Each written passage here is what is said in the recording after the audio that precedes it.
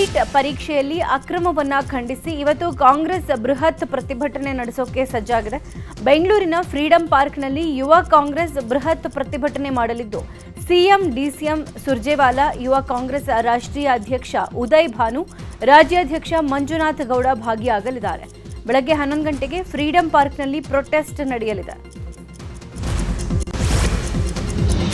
ಬೆಂಗಳೂರಿನ ವಾಹನ ಸವಾರರಿಗೆ ಇವತ್ತು ಟ್ರಾಫಿಕ್ ಬಿಸಿ ತಟ್ಟಲಿದೆ. ನೀಟ್ ಅಕ್ರಮ ಖಂಡಿಸಿ ಕಾಂಗ್ರೆಸ್ ಪ್ರತಿಭಟನೆ ಮಾಡೋದ್ರಿಂದ ಮೆಜೆಸ್ಟಿಕ್, ಫ್ರೀಡಂ ಪಾರ್ಕ್ ಸುತ್ತಮುತ್ತ ಟ್ರಾಫಿಕ್ ಜಾಮ್ ಇರಲಿದೆ. ಹೀಗಾಗಿ ಸುತ್ತಮುತ್ತಲಿನ ರಸ್ತೆಗಳ ಸಂಚಾರ ಮಾರ್ಗಗಳಲ್ಲಿ ಕೆಲ ಬದಲಾವಣೆಗಳನ್ನು ಮಾಡಲಾಗಿದೆ. ಬೆಳಗ್ಗೆ 7:30ರಿಂದ ಮಧ್ಯಾಹ್ನ 4 ಗಂಟೆಯವರೆಗೆ ಮಾರ್ಗ ಬದಲಾವಣೆ ಮಾಡಿ ಸಂಚಾರಿ ಇಲಾಖೆ ಸೂಚನೆ ಹೊರಡಿಸಿದೆ. ಕೆಜಿ ರಸ್ತೆ ಮೂಲಕ ಮೈಸೂರು ಬ್ಯಾಂಕ್ ವೃತ್ತದಿಂದ ಬಲ ತಿರುವು ಪಡೆದು ಫ್ರೀಡಂ ಪಾರ್ಕ್ ಕಡೆಗೆ ಬರುವ ವಾಹನಗಳು ಪ್ಯಾಲೇಸ್ ಕ್ರಾಸ್ ರಸ್ತೆಯ ಮಹಾರಾಣಿ ಅಂಡರ್ ಪಾಸ್ ರಸ್ತೆಯನ್ನು ಬಳಸುವಂತೆ ಮಾರ್ಗಸೂಚಿ ಹೊರಡಿಸಲಾಗಿದೆ. ರಾಜ್ಯದ ಹಲವೆಡೆ ಮಳೆರಾಯನ ಅಬ್ಬರ ಮುಂದುವರೆದಿದೆ. ಚಿಕ್ಕಮಗಳೂರಿನ ಬಯಲು ಸೀಮೆಯಲ್ಲಿ ಬಿರುಗಾಳಿ ಸಹಿತ ಭಾರೀ ಮಳೆ ಸುರಿದಿದೆ.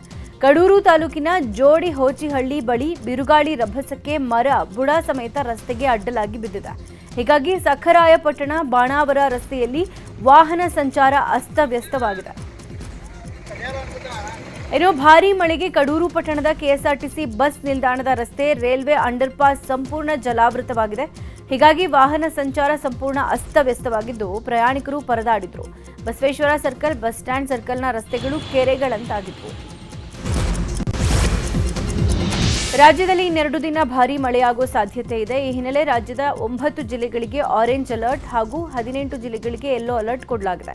ಬೀದರ್, ಕಲಬುರಗಿ, ಯಾದಗಿರಿ, ರಾಯಚೂರು, ತುಮಕೂರು, ಚಿಕ್ಕಬಳ್ಳಾಪುರ, ಬೆಂಗಳೂರು, ಕೋಲಾರ, ಬೆಂಗಳೂರು ಗ್ರಾಮಾಂತರ ಜಿಲ್ಲೆಗೆ ಆರೆಂಜ್ ಅಲರ್ಟ್ ಹಾಗೂ ಬೆಳಗಾವಿ, ಧಾರವಾಡ, ಉತ್ತರ ಕನ್ನಡ, ಹಾವೇರಿ, ಶಿವಮೊಗ್ಗ, ಉಡುಪಿ, ದಕ್ಷಿಣ ಕನ್ನಡ, ಚಿಕ್ಕಮಗಳೂರು, ದಾವಣಗೆರೆ, ವಿಜಯನಗರ, ಬಳ್ಳಾರಿ, ಚಿತ್ರದುರ್ಗ, ಹಾಸನ, ಕೊಡಗು, ಮಂಡ್ಯ, ಮೈಸೂರು, ಚಾಮರಾಜನಗರ, ರಾಮನಗರ ಜಿಲ್ಲೆಗಳಿಗೆ ಯೆಲ್ಲೋ ಅಲರ್ಟ್ ಕೊಡಲಾಗಿದೆ. ಇನ್ನು ಸಿಲಿಕಾನ್ ಸಿಟಿ ಬೆಂಗಳೂರಲ್ಲೂ ಇವತ್ತು ಭಾರೀ ಮಳೆಯಾಗುವ ಮುನ್ಸೂಚನೆ ಇದೆ. ಭಾರತೀಯ ಹವಾಮಾನ ಇಲಾಖೆ ಬಗ್ಗೆ ಮಾಹಿತಿ ಕೊಟ್ಟಿದೆ. ಈ ಹಿನ್ನೆಲೆ ಬೆಂಗಳೂರಿಗೆ 2 ದಿನ ಆರೆಂಜ್ ಅಲರ್ಟ್ ಕೊಡಲಾಗಿದ್ದು, ಸಂಜೆ ಬಳಿಕ ನಗರದ ಹಲವು ಕಡೆಗಳಲ್ಲಿ 65 ಎಂಎಂನಿಂದ 115 ಎಂಎಂನಷ್ಟು ಮಳೆಯಾಗುವ ಎಚ್ಚರಿಕೆ ಕೊಡಲಾಗಿದೆ. ಹೀಗಾಗಿ ಜಿಬಿಎಗೆ ಮುನ್ನೆಚ್ಚರಿಕೆ ಕ್ರಮ ವಹಿಸೋಕೆ ಸೂಚಿಸಲಾಗಿದೆ. ಒಂದ್ ಕಡೆ ರಾಜ್ಯದ ಕೆಲ ಜಿಲ್ಲೆಗಳಲ್ಲಿ ಪೂರ್ವ ಮುಂಗಾರು ಮಳೆ ಅಬ್ಬರ ಜೋರಾಗಿದೆ. ಮತ್ತೊಂದು ಕಡೆ ಕೆಲ ಜಿಲ್ಲೆಗಳಲ್ಲಿ ಕುಡಿಯೋ ನೀರಿಗಾಗಿ ಹಾಹಾಕಾರ ಶುರುವಾಗಿದೆ. ಯಾದಗಿರಿ ಜಿಲ್ಲೆಯ ಹುಣಸಗಿ ತಾಲೂಕಿನ ಕನಗಂಡನಹಳ್ಳಿ, ಮಂಜಲಾಪುರ ಹಾಗೂ ಶ್ರೀನಿವಾಸಪುರ ಗ್ರಾಮಗಳಿಗೆ ಕುಡಿಯೋ ನೀರಿಗಾಗಿ ಗ್ರಾಮಸ್ಥರು ಪ್ರತಿದಿನ ಹರಸಾಹಸ ಪಡುವಂತಹ ಪರಿಸ್ಥಿತಿ ಇದೆ. ಕಿಲೋಮೀಟರ್ ಗಟ್ಟಲೆ ಮುಖ್ಯ ರಸ್ತೆಗೆ ಹೋಗಿ ಬೋರ್ವೆಲ್ನಿಂದ ಸಾಲ್ನಲ್ಲಿ ನಿಂತು ಕೈ ಬಂಡಿಯಲ್ಲಿ ನೀರು ತರ್ತಾ ಇದ್ದಾರೆ. ತಕ್ಷಣವೇ ನೀರಿನ ಸಮಸ್ಯೆ ಬಗೆಹರಿಸಿ, ಇಲ್ಲವಾದರೆ ಮುಂದಿನ ದಿನಗಳಲ್ಲಿ ರಸ್ತೆಗಿಳಿದು ಹೋರಾಟ ಮಾಡ್ತೀವಿ ಅಂತ ಗ್ರಾಮಸ್ಥರು ಎಚ್ಚರಿಸಿದ್ದಾರೆ. ಸಾರಿಗೆ ನೌಕರರ ಮುಷ್ಕರದ ವಿಚಾರ ಇವತ್ತು ಪಿಐಎಲ್ ಅರ್ಜಿ ವಿಚಾರಣೆ ಹೈಕೋರ್ಟ್ನಲ್ಲಿ ನಡೆಯಲಿದೆ. ಹೈಕೋರ್ಟ್ ನ್ಯಾಯಮೂರ್ತಿ ಸೂರಜ್ ಗೋವಿಂದರಾಜು, ನ್ಯಾಯಮೂರ್ತಿ ರಾಚಯ್ಯ ಅವರ ಪೀಠದಲ್ಲಿ ವಿಚಾರಣೆ ನಡೆಯಲಿದೆ.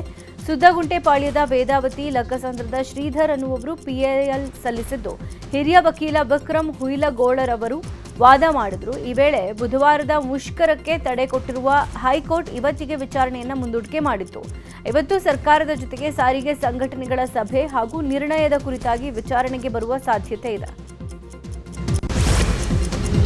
ಬೆಳಗಾವಿ ಜಿಲ್ಲೆ ನಿಪ್ಪಾಣಿಯಲ್ಲಿ ಕ್ಷೇತ್ರದಲ್ಲಿ ಬಿಜೆಪಿ ಹಾಗೂ ಕಾಂಗ್ರೆಸ್ ಕಾರ್ಯಕರ್ತರ ಮಧ್ಯೆ ಭಾರೀ ದೊಡ್ಡ ಗಲಾಟೆಯೇ ನಡೆದಿದೆ. ನಿಪ್ಪಾಣಿ ಶಾಸಕಿ ಶಶಿಕಲಾ ಜೊಲ್ಲೆ ಪಟ್ಟಣಕುಡಿ ಗ್ರಾಮದಲ್ಲಿ ಮನೆ ಹಂಚಿಕೆ ಕಾರ್ಯಕ್ರಮ ಹಮ್ಮಿಕೊಂಡಿದ್ರು. ಪ್ರಧಾನಿ ಆಶ್ರಯ ಯೋಜನೆಯ 950 ಮನೆಗಳ ಪೈಕಿ 800 ಮನೆಗಳ ವಿತರಣೆ ಮಾಡಿ ಉಳಿದ ಮನೆಗಳಿಗೆ ಅರ್ಜಿ ಕರೆಯೋಕೆ ಮುಂದಾಗಿದ್ರು. ಈ ವೇಳೆ ಕಾರ್ಯಕ್ರಮಕ್ಕೆ ಧಾವಿಸಿದ ಜಿಲ್ಲಾ ಕಾಂಗ್ರೆಸ್ ಅಧ್ಯಕ್ಷ ಲಕ್ಷ್ಮಣ್ ರಾವ್ ಚಿಂಗಳೆ ಹಾಗೂ ಬೆಂಬಲಿಗರು, ನಿಮಗೆ ಬೇಕಾದವ್ರಿಗೆ ಮನೆಗಳನ್ನು ಹಂಚ್ತಾ ಇದ್ದೀರಾ, ಮನೆಗಳ ಹಂಚಿಕೆಯಲ್ಲಿ ತಾರತಮ್ಯ ನಡೆದಿದೆ, ಕಾರ್ಯಕ್ರಮಕ್ಕೆ ಸಂಸದೆ ಪ್ರಿಯಾಂಕಾ ಜಾರಕಿಹೊಳಿ ಅವರನ್ನ ಕರೆದಿಲ್ಲ ಅಂತ ತಗಾದೆ ತೆಗೆದ್ರು. ಈ ವೇಳೆ ಎರಡೂ ಪಕ್ಷದ ಕಾರ್ಯಕರ್ತರ ಮಧ್ಯೆ ವಾಗ್ವಾದವಾಗಿದ್ದು, ಲಕ್ಷ್ಮಣ್ ರಾವ್ ಚಿಂಗಳೆಯನ್ನ ಪೊಲೀಸರು ಕರೆದೊಯ್ದರು.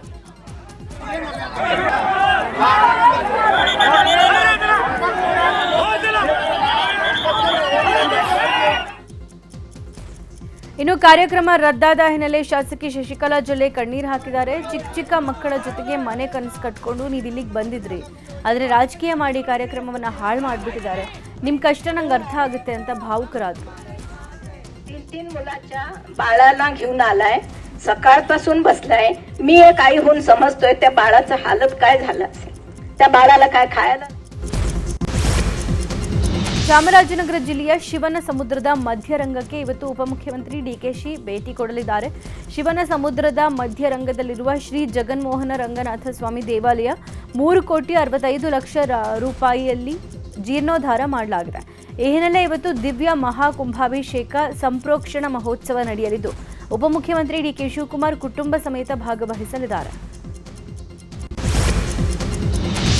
ರಾಜ್ಯ ಕಾಂಗ್ರೆಸ್ ನಾಯಕತ್ವ ಬಿಕ್ಕಟ್ಟು ಮುಂದುವರೆದಿದೆ. ಪಕ್ಷದಲ್ಲಿ ಗೊಂದಲ ಹೆಚ್ಚಾಗ್ತಾ ಇರುವ ಹಿನ್ನೆಲೆ ಕರ್ನಾಟಕ ಬೆಳವಣಿಗೆಯತ್ತ ಗಮನ ಹರಿಸಿ ಅಂತ ರಾಹುಲ್ ಗಾಂಧಿಗೆ ಎಐಸಿಸಿ ಅಧ್ಯಕ್ಷ ಮಲ್ಲಿಕಾರ್ಜುನ್ ಖರ್ಗೆ ಮನವಿ ಮಾಡಿದ್ದಾರೆ. ಇನ್ನು ಖರ್ಗೆ ಮಾತಿಗೆ ಕೆಸಿ ವೇಣುಗೋಪಾಲ್ ಕೂಡ ದನಿಗೂಡಿಸಿದ್ದಾರೆ. ಬೇಗ ಗೊಂದಲ ಬಗೆಹರಿಸಿ ಅಂತ ವೇಣುಗೋಪಾಲ್ ರಾಹುಲ್ ಗಾಂಧಿಗೆ ಹೇಳಿದ್ದಾರೆ. ಇದಕ್ಕೆ ರಾಹುಲ್ ಗಾಂಧಿ ಓಕೆ ಅಂತ ಹೇಳಿದಾರಂತೆ. ಈ ತಿಂಗಳ ಅಂತ್ಯದಲ್ಲೇ ನಾಯಕತ್ವ ಬಿಕ್ಕಟ್ಟಿಗೆ ತೆರೆ ಬೀಳೋ ಸಾಧ್ಯತೆ ಇದೆ. ಪಶ್ಚಿಮ ಬಂಗಾಳ ಗೆಲುವಿನ ಬಳಿಕ ರಾಜ್ಯ ಕರ್ನಾಟಕದತ್ತ ಬಿಜೆಪಿ ಹೈಕಮಾಂಡ್ ಚಿತ್ತ ನೆಟ್ಟಿದೆ. ಇದೇ 23ರಂದು ರಾಜ್ಯಕ್ಕೆ ಬಿಜೆಪಿ ರಾಷ್ಟ್ರೀಯ ಅಧ್ಯಕ್ಷ ನಿತಿನ್ ನಬೀನ್ ಆಗಮಿಸಲಿದ್ದಾರೆ. ಹೀಗಾಗಿ ಪೂರ್ವಭಾವಿಯಾಗಿ ಬಿಜೆಪಿ ರಾಷ್ಟ್ರೀಯ ಜಂಟಿ ಸಂಘಟನಾ ಕಾರ್ಯದರ್ಶಿ ಶಿವಪ್ರಕಾಶ್ ಬೆಂಗಳೂರಿಗೆ ಆಗಮಿಸಿದರು. ಶಿವಪ್ರಕಾಶ್ ಅವರನ್ನ ಬಿಜೆಪಿ ರಾಜ್ಯಾಧ್ಯಕ್ಷ ಬಿವೈ ವಿಜಯೇಂದ್ರ, ಸಂಸದ ಗೋವಿಂದ ಕಾರಜೋಳ, ಪಿ ರಾಜೀವ್ ಹಾಗೂ ಮಾಜಿ ಶಾಸಕ ಬಿಸಿ ಪಾಟೀಲ್ ಸ್ವಾಗತ ಮಾಡಿದ್ದಾರೆ. ಜಿಬಿಎ ಎಲೆಕ್ಷನ್ ಭವಿಷ್ಯ ಇವತ್ತು ನಿರ್ಧಾರವಾಗಲಿದೆ. ಜಿಬಿಎ ಚುನಾವಣೆ 3 ತಿಂಗಳ ಕಾಲಾವಕಾಶ ಕೋರಿ ರಾಜ್ಯ ಸರ್ಕಾರದ ಮೇಲ್ಮನವಿ ಸಲ್ಲಿಸಿತ್ತು. ಇವತ್ತು ಸುಪ್ರೀಂ ಕೋರ್ಟ್ನಲ್ಲಿ ರಾಜ್ಯ ಸರ್ಕಾರದ ವಿಚಾರಣೆ ನಡೆಯಲಿದೆ. ಚುನಾವಣೆ ನಡೆಸಲು ಸಿಬ್ಬಂದಿ ಕೊರತೆ ಇದೆ. ರಾಜ್ಯದಲ್ಲಿ ಎಸ್ಐಆರ್ ಮತ್ತು ಜನಗಣತಿ ಕಾರ್ಯಕ್ಕೆ ಸಿಬ್ಬಂದಿ ನಿಯೋಜನೆಯಿಂದ ಜೂನ್ ಅಂತ್ಯದವರೆಗೆ ಸಿಬ್ಬಂದಿ ಲಭ್ಯತೆ ಕಷ್ಟವಾಗಿದೆ. ಆದ್ದರಿಂದ ಚುನಾವಣೆ ನಡೆಸೋದು ತಾಂತ್ರಿಕವಾಗಿ ಸವಾಲುಗಳು ಹೆಚ್ಚಾಗಿರೋದ್ರಿಂದ ಸೆಪ್ಟೆಂಬರ್ 30ರವರೆಗೆ ಮುಂದೂಡಲು ರಾಜ್ಯ ಸರ್ಕಾರ ಮನವಿ ಮಾಡಿತ್ತು. ಇವತ್ತು ಸುಪ್ರೀಂನಲ್ಲಿ ವಿಚಾರಣೆ ನಡೆಯಲಿದ್ದು ಭವಿಷ್ಯ ಹೊರಬೀಳಲಿದೆ.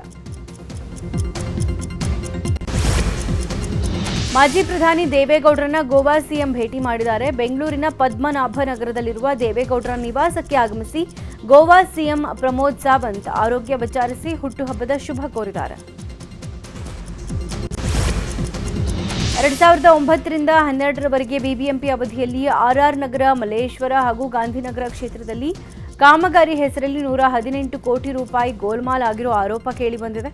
310 ಇಂಜಿನಿಯರ್ಗಳ ವಿರುದ್ಧ ಕಾಮಗಾರಿ ನಡೆಸದೆ ನಕಲಿ ಬಿಲ್ ಸೃಷ್ಟಿಸಿ ಹಣ ಬಿಡುಗಡೆ ಮಾಡಿರೋ ಆರೋಪ ಕೇಳಿಬಂದಿದೆ. ಗ್ರೇಟರ್ ಬೆಂಗಳೂರು ಪ್ರಾಧಿಕಾರ ಒಟ್ಟು 310 ಇಂಜಿನಿಯರ್ಗಳಿಗೆ ನೋಟಿಸ್ ಕೊಟ್ಟಿದೆ. ಆದರೆ ನೋಟಿಸ್ ತಲುಪಿಸಲು ಇಂಜಿನಿಯರ್ಗಳ ಮನೆ ವಿಳಾಸ ಸಿಗ್ತಾ ಇಲ್ವಂತೆ. 2009ರಿಂದ 12ರ ಅವಧಿಯಲ್ಲಿ ಕೆಲಸ ಮಾಡಿದ್ದ 310 ಇಂಜಿನಿಯರ್ಗಳ ಮಾಹಿತಿಯೇ ಲಭ್ಯ ಇಲ್ಲ ಅಂತ ಜಿಬಿಎ ಹೇಳಿದೆ. ಆರ್ಆರ್ ನಗರ, ಮಲ್ಲೇಶ್ವರ ಹಾಗೂ ಗಾಂಧಿನಗರ ಕ್ಷೇತ್ರಗಳ ಕಾಮಗಾರಿಗಳ ಪರಿಶೀಲನೆ ನಡೆಸಿದ್ದ ನಿವೃತ್ತ ನ್ಯಾಯಮೂರ್ತಿ ನಾಗಮೋಹನ್ ದಾಸ್ ಸಮಿತಿ 118 ಕೋಟಿ ರೂಪಾಯಿ ಹಗರಣ ನಡೆದಿದೆ ಅಂತ ಸರ್ಕಾರಕ್ಕೆ ವರದಿ ಸಲ್ಲಿಸಿತ್ತು. ಬಾಗಲಕೋಟೆ ಜಿಲ್ಲೆಯಾದ್ಯಂತ ಲೋಕಾಯುಕ್ತ ಅಧಿಕಾರಿಗಳು ಭರ್ಜರಿ ಬೇಟೆ ಆಡಿದ್ದಾರೆ. ಅಕ್ರಮ ಮರಳು ಅಡ್ಡೆಗಳ ಮೇಲೆ ಲೋಕಾಯುಕ್ತರು ದಾಳಿ ಮಾಡಿದ್ದಾರೆ. ಬಾದಾಮಿ, ಜಮಖಂಡಿ, ಮುಧೋಳ, ಇಳಕಲ್ ಮತ್ತು ಹುನಗುಂದ ತಾಲೂಕುಗಳ 24 ಪ್ರದೇಶಗಳ ಮೇಲೆ ಏಕಕಾಲಕ್ಕೆ ದಾಳಿ ಮಾಡಿ ದಂಧೆಕೋರರಿಗೆ ಬಿಸಿ ಮುಟ್ಟಿಸಿದ್ದಾರೆ. ದಾಳಿ ವೇಳೆ 65 ಟಿಪ್ಪರ್, 18 ಹಿಟಾಚಿ, 14 ಯಾಂತ್ರೀಕೃತ ದೋಣಿಗಳು, 6 ಟ್ರ್ಯಾಕ್ಟರ್, 1 ಜೆಸಿಬಿಯನ್ನು ಸೀಸ್ ಮಾಡಲಾಗಿದೆ. 5 ತಹಶೀಲ್ದಾರ್ಗಳ ವಿರುದ್ಧ ಲೋಕಾಯುಕ್ತ ಸುಮೋಟೋ ಪ್ರಕರಣ ದಾಖಲಿಸಲಾಗಿದೆ. ಅಕ್ರಮ ಮರಳು ದಂಧೆ ಕುರಿತು ನ್ಯೂಸ್ 18 ಹಲವು ಬಾರಿ ವಿಸ್ತೃತ ವರದಿ ಪ್ರಸಾರ ಮಾಡಿತ್ತು.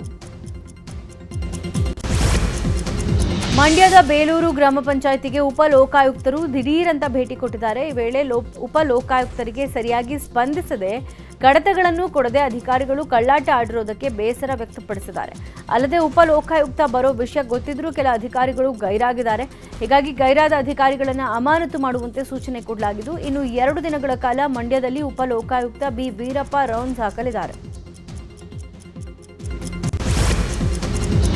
ಬೆಂಗಳೂರಿನ ಪರಪ್ಪನ ಅಗ್ರಹಾರ ಜೈಲಲ್ಲಿರೋ ನಟ ದರ್ಶನ್ಗೆ ಒಳ ಸಂದರ್ಶನಕ್ಕೆ ಅನುಮತಿ ಕೊಡಲಾಗಿದೆ. ಹೀಗಾಗಿ ಮೊನ್ನೆ ಪತ್ನಿ ವಿಜಯಲಕ್ಷ್ಮಿ, ಮಗ ಭೇಟಿಯಾಗಿ ಹೋಗಿದ್ರು.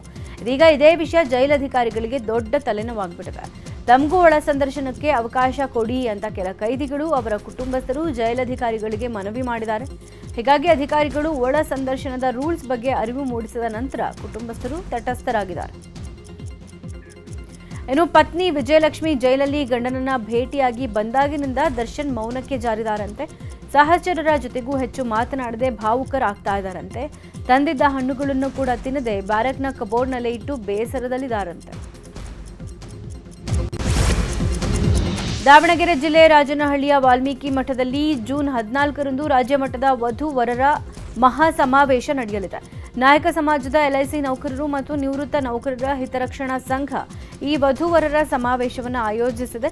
ಪ್ರಸನ್ನಾನಂದಪುರಿ ಶ್ರೀಗಳ ಸಾನ್ನಿಧ್ಯದಲ್ಲಿ ವಧು-ವರರ ವೇದಿಕೆ ಹಮ್ಮಿಕೊಳ್ಳಲಾಗಿದೆ. ವಧು-ವರರ ಸಮಾವೇಶಕ್ಕೆ ಬರೋರು ಜೂನ್ 7ರ ಒಳಗೆ ನೋಂದಣಿ ಮಾಡಿಕೊಳ್ಳಬೇಕು ಅಂತ ಸಂಘ ಮನವಿ ಮಾಡಿದೆ. 5 ದೇಶಗಳ ಪ್ರವಾಸದಲ್ಲಿರೋ ಪ್ರಧಾನಿ ಮೋದಿ ನಿನ್ನೆ ಇಟಲಿ ಪ್ರಧಾನಿ ಜಾರ್ಜಿಯಾ ಮೆಲೋನಿ ಅವರೊಂದಿಗೆ ದ್ವಿಪಕ್ಷೀಯ ಮಾತುಕತೆ ನಡೆಸಿದ್ದಾರೆ. ಉಭಯ ರಾಷ್ಟ್ರಗಳ ನಡುವೆ ವ್ಯಾಪಾರ, ರಕ್ಷಣೆ, ಶುದ್ಧ ಇಂಧನ, ತಂತ್ರಜ್ಞಾನ ಸೇರಿದಂತೆ ವಿವಿಧ ಕ್ಷೇತ್ರಗಳ ವಿಷಯಗಳ ಕುರಿತು ಚರ್ಚಿಸಲಾಗಿದೆ. 2029ರ ವೇಳೆಗೆ ಉಭಯ ದೇಶಗಳು ವಾರ್ಷಿಕ 20 ಬಿಲಿಯನ್ ಯುರೋ ದ್ವಿಪಕ್ಷೀಯ ವ್ಯಾಪಾರದ ಗುರಿ ಹೊಂದಿದೆ. ಇನ್ನು ಪ್ರಧಾನಿ ನರೇಂದ್ರ ಮೋದಿ ವಿದೇಶ ಪ್ರವಾಸದಲ್ಲಿದ್ದಾರೆ. ಇಟಲಿಯಲ್ಲಿರೋ ಪ್ರಧಾನಿ ಮೋದಿ ಅವರನ್ನ ಇಟಲಿ ಅಧ್ಯಕ್ಷೆ ಮೆಲೋನಿ ಅದ್ದೂರಿಯಾಗಿ ಸ್ವಾಗತ ಮಾಡಿದ್ದಾರೆ. ಈ ಭೇಟಿ ವೇಳೆ ಪ್ರಧಾನಿ ಮೋದಿ ಮೆಲೋನಿಗೆ ಪಾರ್ಲೆ ಮೆಲೋಡಿ ಚಾಕ್ಲೇಟ್ ಗಿಫ್ಟ್ ಕೊಟ್ಟಿದ್ದಾರೆ. ಈ ಬಗ್ಗೆ ಎಕ್ಸ್ನಲ್ಲಿ, ಇನ್ಸ್ಟಾಗ್ರಾಂನಲ್ಲಿ ಪೋಸ್ಟ್ ಮಾಡಿರೋ ಮೆಲೋನಿ ವಿಶೇಷ ಗಿಫ್ಟ್ಗೆ ಧನ್ಯವಾದ ಅಂತ ಬರ್ಕೊಂಡಿದ್ದಾರೆ. ಇಟಲಿ ಪ್ರಧಾನಿಗೆ ಮೋದಿ ಮೆಲೋಡಿ ಚಾಕ್ಲೇಟ್ ಗಿಫ್ಟ್ ಕೊಟ್ಟಿರುವ ವಿಚಾರವಾಗಿ ಪ್ರಧಾನಿ ವಿರುದ್ಧ ಕಾಂಗ್ರೆಸ್ ಕಿಡಿಕಾರಿದೆ.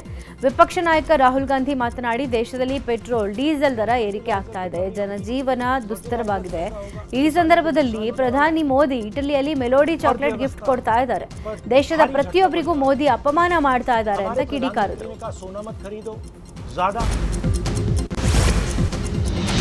ಈಡನ್ ಗಾರ್ಡ್ನಲ್ಲಿ ನಡೆದ ಮುಂಬೈ ವಿರುದ್ಧದ ಪಂದ್ಯದಲ್ಲಿ ಕೆಕೆಆರ್ ಗೆಲುವು ಸಾಧಿಸಿದೆ. ಅಲ್ಲದೆ ಪ್ಲೇ ಆಫ್ ಪ್ರವೇಶಿಸುವ ಆಸೆಯನ್ನು ಜೀವಂತವಾಗಿರಿಸಿಕೊಂಡಿದೆ.